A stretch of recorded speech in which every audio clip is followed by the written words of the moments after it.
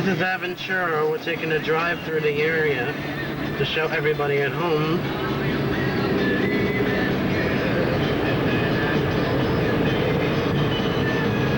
Yeah, the hurricane. That's right. This one doesn't go on the tape.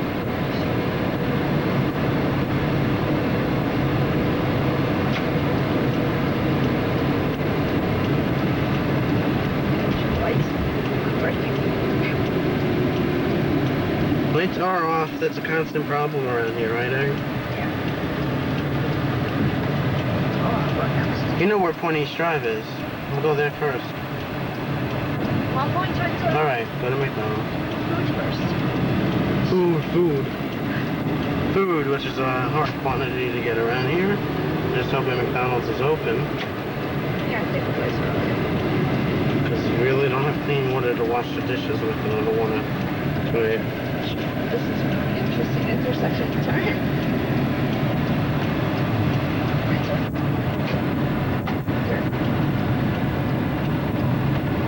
It's my turn. Just in case you get in an accident, I have a video camera. Show this. You're driving by.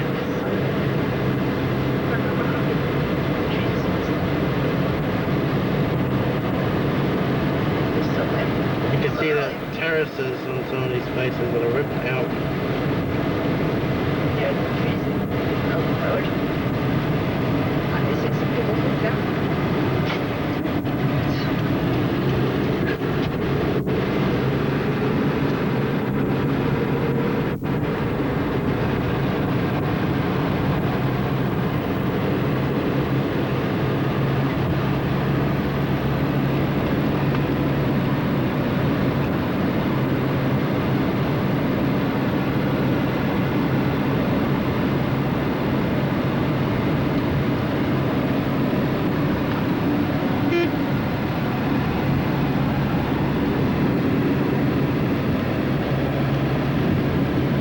Trees down. Not a road blocking the roadway still. Makes it a little difficult. We're on Biscayne Boulevard and the waterways. Eric is trying to get over. There's Humana Hospital, which was closed down.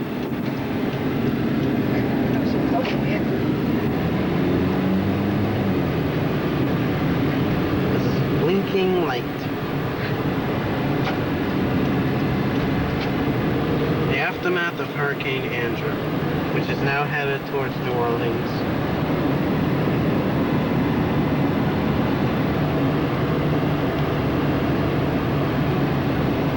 Make it a little less boring, might as well put on the radio.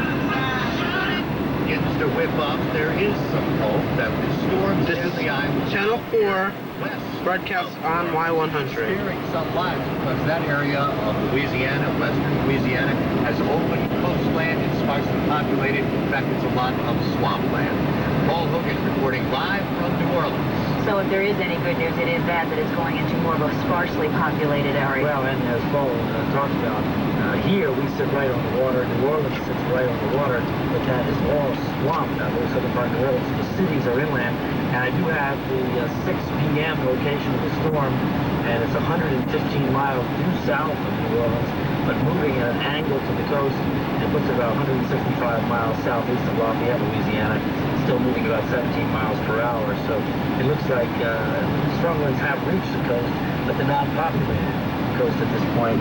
So it looks like they're going to be into the population part of Louisiana in the next few hours, and it's going to be a nighttime event for them, and just like it was for us, it's going to be gone. The Fish Commission was sent to the wreckage of the shopping centers in Cutler Ridge, hoping to detect people who may be trapped.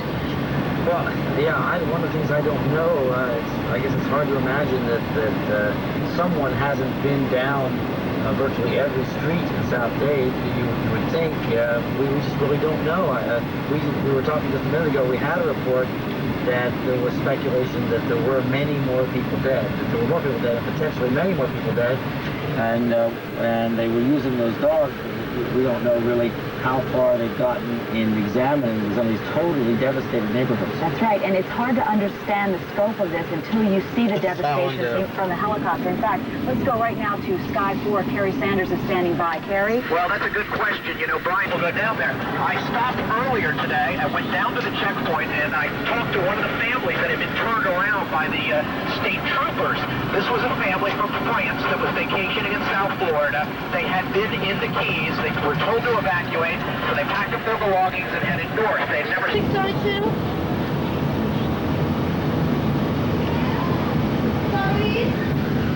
All over the place. On the street, they're on people's lawns. Of course, trees are knocked down everywhere. There's a lot of repair work and a lot of cleanup left to be done before things are back to normal. On Key Biscayne, I'm Kevin McCarty reporting. Town Susan Wallace also went out there today, and she said, believe it or not, some of the stores out of Key Biscayne, at least one of them, was open so that the folks could go and get the mandatory supplies because a lot was caught off guard. But remember, Key Biscayne was just north of that maximum surge. I mean, in some cases here we were actually lucky that more of the community didn't have massive damage or any worse damage in places like Key Biscayne because the maximum surge came in that opening Biscayne Bay south of Key Biscayne. And I mean, that was a fortunate thing. We understand that another store in Westgate, a Publix, was open today. Even though there was no electricity, we could take some video of that. Again, opening their doors, you can see the long lines of people waiting. Mostly the essentials, Brian. They needed the water, they needed canned goods. Again, you can warn folks so many times saying you got to stock up as soon as hurricane season starts back in June. But people really were caught off guard thinking it's not going to happen to us. There's 24 of the 42 Publix stores in Dade County. We had a report were open, although I don't imagine that many stores made it open, and all of the ground Publix stores were open.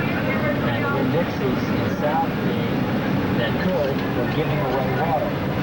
That's the news. Are these people just waiting to get in the store? Right. Yeah, I think the store opened at a particular point, and word got out beforehand, and they waited.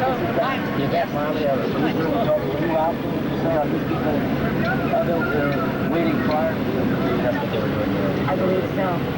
I don't know if we had talked about this before, but we understand that there were some monkeys used for research, for AIDS research in the University of Miami, and they somehow became loose during Hurricane Andrew. Channel 4's Mike Linda is standing by live. Mike, you're in Tallahassee with details? That's exactly right. Like everything else with this storm, the details are very sketchy. But late this afternoon, photographer Rob Paul overheard conversations at the Emergency Operations Center that indicated some AIDS-infected, HIV-positive monkeys were on the loose in Miami. We were first told no, that has not been confirmed. But then after pushing them, this is what a spokesman finally confirmed for us. But we have no idea how many. We have no reason to believe it's large numbers of them because I don't think they had that many. Where's the cops? Here. They are. What someone should do if they do encounter any kind of native or exotic species of animal is just leave the animal alone. If the animal appears to be distressed, contact someone authority that is prepared and trained to deal with it. Now, we did also contact the Department of Health and Rehabilitative Services and also the Center for Disease Control. They say in the last 12 years there's no indication whatsoever that animals are able to pass the HIV virus to a person. Videotape them. If they hit you, I have evidence. Animals asked the Game Commission spokesman there. The other thing is that they did say that if you were somehow to exchange blood with one of these monkeys, the likelihood of infection is very high. Okay, Mike, the question, though, is if people run into these monkeys, the fear is if they are bit, could they contract it that way? Well, they say that there's no indication in any history of a human who's been infected with the HIV virus biting another individual and passing the disease on. Great. AIDS monkeys have... bitten by one of these monkeys that you would contract the HIV virus. They say you would have to exchange blood. What about the building that was housing these monkeys? Was that destroyed in the storm, or how did they get loose? Were they just unattended for a certain period of time? Well, like all of the details, as I said in the storm, it's very sketchy how these animals got loose. They are not... Part of the problem is that these aren't the only monkeys that have gotten loose in this storm. There are animals from research centers all over Miami, indeed from pet stores and everywhere else roaming the streets wild right now. In fact, that's one of the difficulties here. They don't know which monkeys that they run across them on the street would be the infected monkeys and which are just monkeys that unfortunately got loose. All right, Mike, thanks very much. Word to the wise, avoid the monkeys. It's unbelievable, isn't it? I mean, the stories feel so just it's tragic. I mean, obviously, it's a very serious story, but it's almost funny. I mean, It is. that's what we need. Funny in the sense that it would be the last thing you would think bizarre. of. It's just Yeah. bizarre. It's not funny at all. It's just Exactly. bizarre. All right, we have to take a break. We'll be back with Channel 4 on Channel 4 and Y100 with continuing coverage of hurricane. Unbelievable. Here's Teresa and I at an open market in Brazil, bargaining with a local merchant over a pair of color block flats. Teresa was all excited, but I pulled her aside. I said, look, Teresa, that's a greasy old-fashioned flat house. But you can get those for about the same price back home at the shoe works. Teresa said, but they're not the same. I chuckled, what do you mean? The color block shoes at the shoe works were made here, right here in Brazil. Teresa started coming to her senses, and I added, the shoe works probably has them on sale right now. Right now at the Shoe Works, all women's color block shoes are on sale for only $15. So- with grafted Brazilian leather, features of Dunder colors, and unforgettable fashion. Yes. Sale ends August 30th. I was thinking, Teresa was right. The shoes aren't the same. One requires a very expensive plane ticket. The other, about 50 cents, I guess. Emerged as a single item.